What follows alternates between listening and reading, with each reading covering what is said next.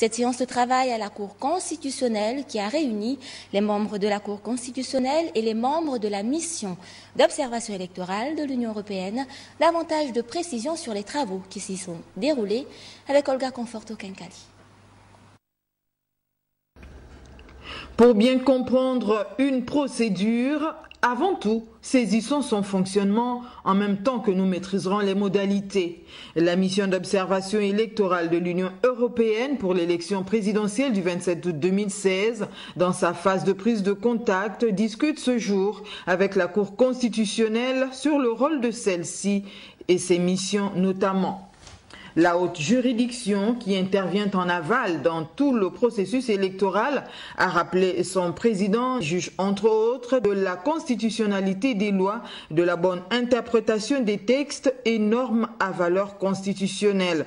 Sans omettre que pour cette élection-là, la Cour observe un délai de 10 jours pour la soumission par les citoyens d'une contestation avant l'ouverture d'une procédure contradictoire.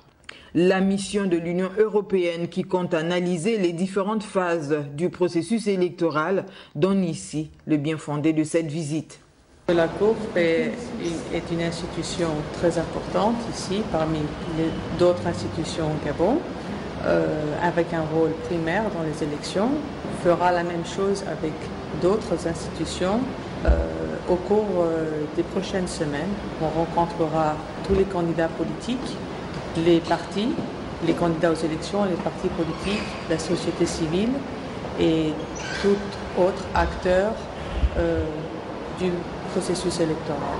Vous avez suffisamment de moyens, ne fut que les moyens humains pour observer sur toute l'étendue à peu près 2500 de votre vote. On prend un échantillon, mais plus important, le jour du...